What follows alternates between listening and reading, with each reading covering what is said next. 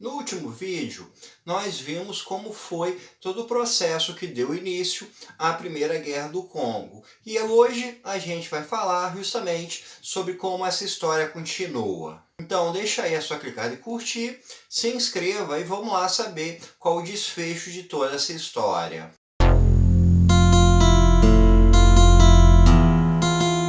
Como nós vimos, a Primeira Guerra do Congo começou a partir de uma aliança entre o Laurent Kabila, que liderava um grupo de guerrilha interno na República Democrática do Congo, que se aliou à Uganda e à Ruanda, que tinham interesses contra o governo do Mobutu, que era o ditador da República Democrática do Congo. O Mobutu tinha um problema que acomete diversos regimes autoritários, que é uma certa tendência de lideranças, de burocratas serem promovidos, subirem suas carreiras, muito mais por lealdade e confiança do que por competência. O Mobutu, por ficar muitos anos no poder, por ter uma ditadura altamente violenta e corrupta, tinha inúmeros inimigos dentro do país. Então ele temia pela própria vida. Então, para ele compor um grupo de ministros, de pessoas que formassem a administração do país, ele contava muito mais com pessoas que lhe fossem próximas,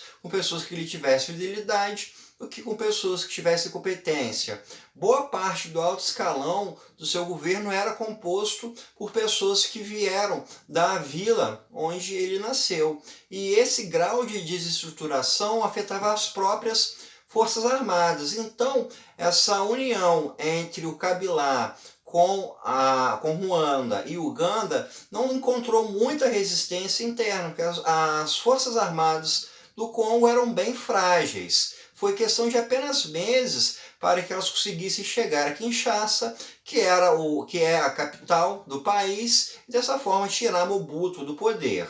Mobutu foi para o exílio. Ele nessa época já estava sofrendo de câncer de próstata e poucos meses após ele ter sido derrubado, ele veio a falecer. Laurent Kabila se autodeclarou presidente no dia 2 de maio e ele renomeou o país. O país deixou de ser chamado Zaire e voltou a se chamar República Democrática do Congo. O Kabila mostrou-se competente enquanto uma liderança militar, enquanto uma liderança de guerrilha, mas ele não foi tão bem sucedido na hora de se tornar uma liderança política. O perfil dele era um perfil bem mais autoritário, algo típico do militarismo, e ele teve bastante dificuldade para conseguir negociar, para fazer todas essas relações que são tão necessárias dentro do meio político. Muitos grupos que achavam que haveria uma guinada por uma democracia, por eleições, acabaram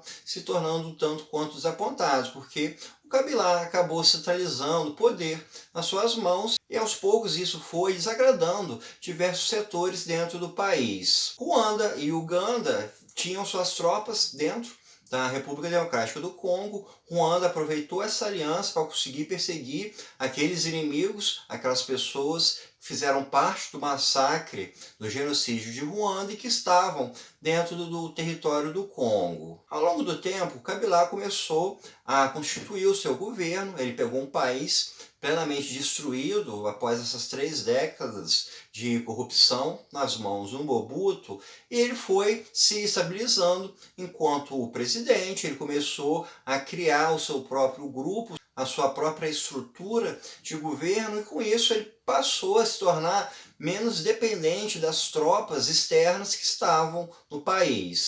A partir do momento, então, que ele conseguiu essa autossuficiência, a partir do momento que ele conseguiu se sustentar por conta própria no cargo, Uganda e Ruanda passaram a se tornar aliados desnecessários. Então, ele acabou não rompendo, mas acabando com essa aliança e pedindo para que os países tirassem as próprias de dentro do seu território. E essa decisão desagradou tanto ao governo de Ruanda quanto ao governo de Uganda. O estilo autoritário de Kabila também começou a desagradar determinados grupos que temiam por perseguição étnica. Nesse caso, o principal grupo eram os Tutsis. O medo de sofrer uma represália, de sofrer uma perseguição étnica sob o governo Kabila fez com que uma nova organização começasse a surgir na região de Baniamulengue, que era de maioria Tutsi. Esse grupo então se levantou no dia 2 de agosto de 1998 contra o governo do Kabila. Uganda e Ruanda apoiaram esses grupos e invadiram novamente a República Democrática do Congo. Dessa forma, começou então em agosto de 1998 a Segunda Guerra do Congo. Se a Primeira Guerra do Congo foi rápida, durou poucos meses e não encontrou uma grande resistência, já a Segunda Guerra foi bem mais complexa, encontrou muito mais atores participando, a divisão interna no Congo foi bem maior e isso envolveu ainda uma quantidade maior de países no conflito. Kabila, como ainda tinha uma força armada muito frágil, precisou recorrer a países estrangeiros. Então ele conseguiu trazer como aliados países como Angola, Zimbábue e o Chad para ajudarem na defesa do seu governo. O caso do Zimbábue envolve diretamente a questão da mineração, porque o Kabila justamente comprou o apoio do Zimbábue, pagou para que o Zimbábue levasse suas forças armadas e o protegessem. A questão da mineração ficou bem forte, bem evidente, o quanto a disputa pelos recursos minerais faziam parte de todo esse conflito militar. Muitos grupos estavam querendo defender, querendo determinar quem teria a hegemonia justamente nessas áreas de maior mineração, em especial da região do Katanga, que é a maior produtora de diamantes, a maior região de mineração da República Democrática do Congo. Internamente, essa nova guerra criou diversas facções que se levantaram e com essas facções surgiram também diversas lideranças políticas que queriam se tornar o sucessor do Kabila, caso ele viesse a cair. Então, a gente vai ter o governo apoiado por Zimbábue, por Angola, pelo Chad, contra novos grupos internos, novos grupos de guerrilha que surgiam, fortalecidos pela invasão de Ruanda e de Uganda. Esse novo conflito foi muito mais sangrento e é nele em que vai acontecer diversos atos de genocídio, em que vai acontecer uma enorme violência contra a população, há vilas em que a população foi toda dizimada, há relatos de famílias inteiras que foram executadas por soldados, há vilas em que todas as mulheres foram estupradas, a quantidade de pessoas em situações de refugiados aumentou, muitos tiveram que abandonar as suas casas para fugir dos conflitos, e abandonar a casa significa ficar sem a fonte de renda, no caso de populações rurais significa ficar sem a colheita, significa ficar sem acesso à água potável, sem medicações, e em decorrência disso, a quantidade de mortes é ainda maior. Em 1999 aconteceu uma mudança política bastante brusca nessa guerra, que foi o rompimento entre Ruanda e Uganda. Os dois países que até então eram aliados entraram em conflitos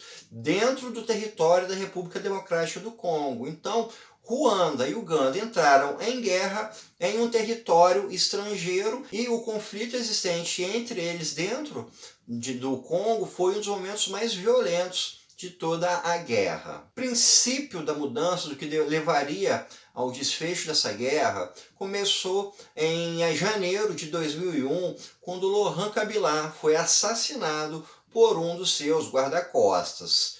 Nisso surgiu então o vácuo político dentro da República Democrática do Congo, e a pessoa que acabou sendo levantada para ocupar esse espaço foi o filho do Laurent Kabila, o Joseph Kabila. O Joseph Kabila era uma figura bem diferente do seu pai. Enquanto o Laurent Kabila era uma figura mais militar, era uma figura mais focada na ordem, uma figura mais autoritária, o Joseph Kabila era uma figura mais pragmática, mais conciliadora, mais negociadora, não teria o mesmo perfil do seu pai, então foi visto como alguém que conseguiria pegar esses diversos grupos divergentes dentro do país para conseguir amarrar isso tudo e gerar uma união. Então, sob essa nova direção do Joseph Kabila, é que começou uma negociação de paz para todo esse conflito.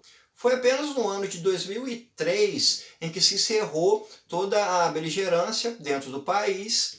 o acordo de paz foi assinado e o que continuou foram alguns confrontos internos entre grupos étnicos no Congo, mas nada que fosse comparado à guerra. Nesse período todo, como eu já citei no vídeo anterior, as mortes aí há quem estime em 3 milhões, 3,8 milhões de pessoas até 5 bilhões.